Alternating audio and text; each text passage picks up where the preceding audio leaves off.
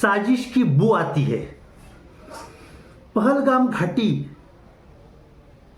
Bharat Pakistan border से लग के नहीं है, बहुत दूर है, तकरीबन 100-150 किलोमीटर अंदर। वहां तक किसी आतंकवादी का पहुंचना कोई आसान काम नहीं है। अगर ये एरिया बॉर्डर से सट के होता तो आतंकवादी आधे बॉर्डर पार करते, धुआंधार गोलीबारी करते और भाग जाते तुरंत, मगर ऐसा तो नहीं है। उसके लिए साजिश की बू आती है। आतंकवादी ने बॉर्डर पार किया कैसे? कोई नहीं था वहां पे बॉर्डर पे, कोई नहीं था, उसके लिए तो आराम से आए।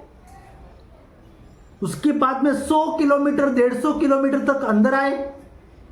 ये छोटा एरिया है, ये छोटा डिस्टेंस है, वहां तक पहुंचना। अरे देखिए, जहां पे सुरक्षित जगह होती है, सुरक्षित राज्य होते हैं, वहां पे चप्पे चप्पे पे 2-2 4-4 किलोमीटर डिस्टेंस पे पुलिस तैनात होती है, ट्रैफिक पुलिस तैनात होती है। लेकिन यहां पे 100-150 किलोमीटर अंदर तक आतंकवादी आए, ना किसी ने पूछा, ना किसी ने रोका, ना किसी ने टोका। आतंकवादी सीधा पहलगाम घाटी तक पहुंचे, बेसरन घाटी तक पहुंचे। अच्छा, इस बेसरन घाटी में क्या कोई रोड है? आतंकवादी आए कैसे, पहुंचे कैसे? वहां पे खच्चर पे जाया जाता है, कच्ची सड़क है, पैदल चलना पड़ता है। साथ में भारी भरकम AK-47 जैसी या उससे भी आधुनिक राइफलें लेके चलना कोई आसान काम नहीं है। जहां पे लोगों को खच्चर पे जाते हुए भी जान निकल जाती है, वहां पे आतंकवादी इतने अंदर तक आए कैसे? अंदर तक आते हुए किसने देखा नहीं? साजिश की बू आती है। कोई इन आतंकवादियों को देखने ना पाए, शायद इसके लिए सुरक्षा व्यवस्था कट कर दी थी, किसी को रखा नहीं था। साजिश की बू आती है। दूसरी बात तो यह है, हमारे सुरक्षा एजेंसियों को, खुफिया एजेंसियों को हमले की इनपुट मिली थी, तो जाहिर है हमारी खुफिया एजेंसी यह इनपुट अपने पास तो नहीं रखेंगे।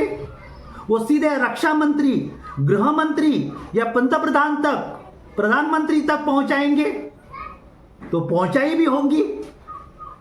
उन तक ये इनपुट्स पहुंची तो सुरक्षा का इंतजाम क्यों नहीं किया गया? क्यों नहीं एहतियात बरती गई? क्या ये जानबूझकर किया गया? लोगों को मरने के लिए छोड़ा गया? आप तक आतंकवादी हमले के इनपुट पहुंचे थे, इसके बाद भी आपने किसी भी एहतियात बरतने का काम नहीं किया, तभी तो मैं कहता हूं साजिश की बू आती है। अगर किसी की लापरवाही हो तो सुधार सकते हैं, लेकिन सोच समझ के लापरवाही की होती है तो उसे ही कहते हैं साजिश।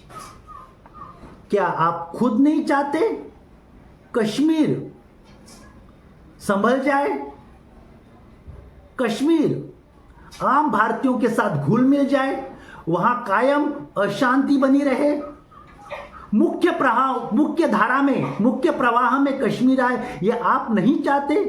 क्या बात है, ऐसी कौन सी बात है कश्मीर को आप इस तरह से डरा डरा सहमा रखना चाहते हैं? बस इसीलिए हमें साजिश की बू आती है। तीसरी बात है, गोदी मीडिया हरदम सरकार का ही एजेंडा चलाती है। सरकार जो कहती है उस तरह से गोदी मीडिया का काम चलता है। तो गोदी मीडिया में जिस तरह से रिपोर्टिंग हो रही है, उस रिपोर्टिंग को अगर बारीकी से देखें तो साजिश की बू आती है। गोदी मीडिया दिन भर हिंदू मुसलमान ये वो करना चाहती है, देश में दंगे फैलाना चाहती है। रिपोर्टिंग देखिए ना, कुछ लोगों ने वहां पे जाके रिपोर्टिंग की, अरे 30 लोग मरे हैं, लोग अपने, किसी का बाप मरा है, किसी का भाई मरा है, किसी का बेटा मरा है, वो सोग में है। उनके साथ इंटरव्यू करते हैं तो रोते रोते हुए भी किसी ने ऐसा नहीं कहा कि हमारे साथ मुसलमानों ने ज्यादती की। मारने वाले मुसलमान थे तो जाहिर है, लेकिन बचाने वाले भी मुसलमान थे। घाटी में अगर ये लोग चाहते दहशतगर्द तो पूरा का पूरा हमला होता, तो नहीं हुआ। कुछ लोगों को पूछा गया, लेकिन बचाने का काम भी किया लोकल ने। लेकिन गोदी मीडिया जो चाहती है वो उनसे मिल नहीं रहा था, तो कुछ सैलानियों को पैसे की लालच दिलाई, हम आपको पैसा देते, झूठ बोलो। पैसे की लालच दिलाने के बाद भी एक भी सैलानी ने झूठ नहीं बोला। इससे साजिश की बू आती है। गोदी मीडिया जो रिपोर्टिंग कर रहे हैं, वहां पे लोकल रिपोर्टिंग, ग्राउंड रिपोर्टिंग, जब वो वहां के लोकल लोगों की मदद की बात करते हैं, जैसे जैसे बातें निकलनी शुरू होती है तो उसका आवाज दबाया जाता है, म्यूजिक बजनी शुरू होती है। कोई वाणी करके है वहां पे पत्रकार जो ग्राउंड रिपोर्टिंग करते हैं, जब वो बता रहा था तो उसके आवाज के सामने म्यूजिक बताया जाता है और बाद में तुरंत उसका वो वीडियो या उसकी वो कहना बाजू में हटा दिया जाता है। तो क्या चाहती है गोदी मीडिया? सरकार का एजेंडा चलाना। अगर गोदी मीडिया ऐसी करती है, सच्चाई लोगों से छुपाना चाहती है, तभी हमको साजिश की बू आती है। अरे सोचो, और एक बार चौथी बात, 2000 के ऊपर सैलानी वहां पे पहुंचे हैं। क्या वो आसानी से आए होंगे? ट्रेन से आए हैं, प्लेन से आए हैं, खच्चर पे आए हैं, रोड से आए हैं, और सरकार कहती है हमें पता नहीं है। हालांकि टूरिज्म डिपार्टमेंट के कई लोग उनसे मिले, तो टूरिज्म डिपार्टमेंट की बातें सरकार तक पहुंच नहीं है, तो पहुंची है। तो पहुंचने के बाद भी यहां पे कुछ हो सकता है, ये सरकार को पता नहीं था। सरकार कहते हमें पता ही नहीं। जब सरकार नकारती है तभी साजिश की बू आती है।